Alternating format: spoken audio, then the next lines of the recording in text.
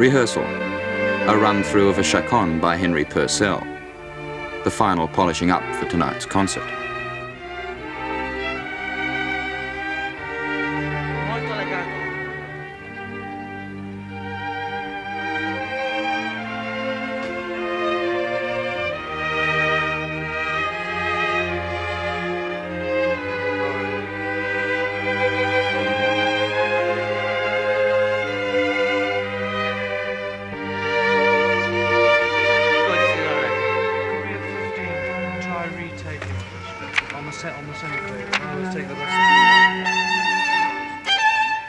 Barenboim, the conductor, is self-confident and brash.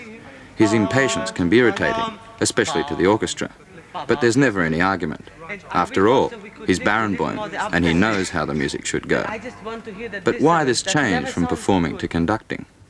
Well, I was absolutely fascinated by it when, as a 9-year-old boy, I went to Salzburg, and I used to wonder about the Mozarteum where we were all studying, and I was absolutely fascinated, as I say, by the conductor's class, and there was so much repertoire that I wanted to do, and I was completely taken by the sound of an orchestra and, you know, the things that happen and what one can do with it.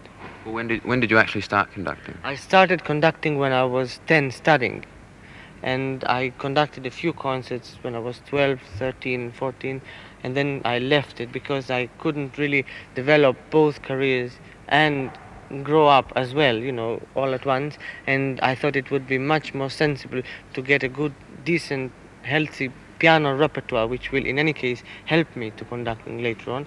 And it wasn't until I was 19 that I started it all over again, and in fact it was in Australia that I did, and that's why I have, you know, always kept a very affectionate place for Australia in my heart, because it was here that I restarted conducting, as it were.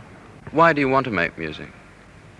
Well, it's really my whole life. You see, that's the difference between musicians and people who have other professions in a way, because most people who go to an office, they go from 9 o'clock to 5 o'clock to the office, and only when they finish work at 5 o'clock does their life really start, you know, the things that they like to do, the things they want to do.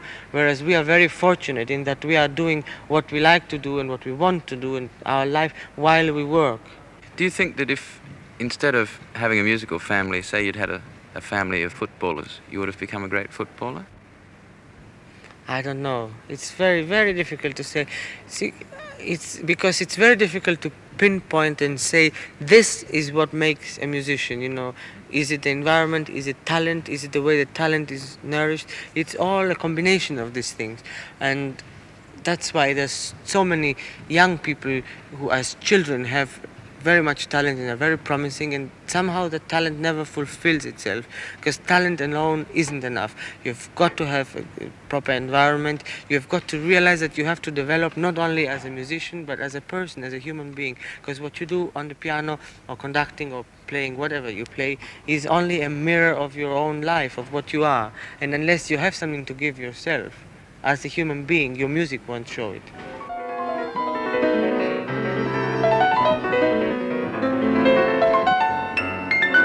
To Daniel, a Mozart piano concerto is bliss, as these works allow him to play and conduct at the same time.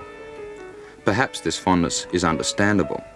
Barenboim, like Mozart, was the prodigy of his generation.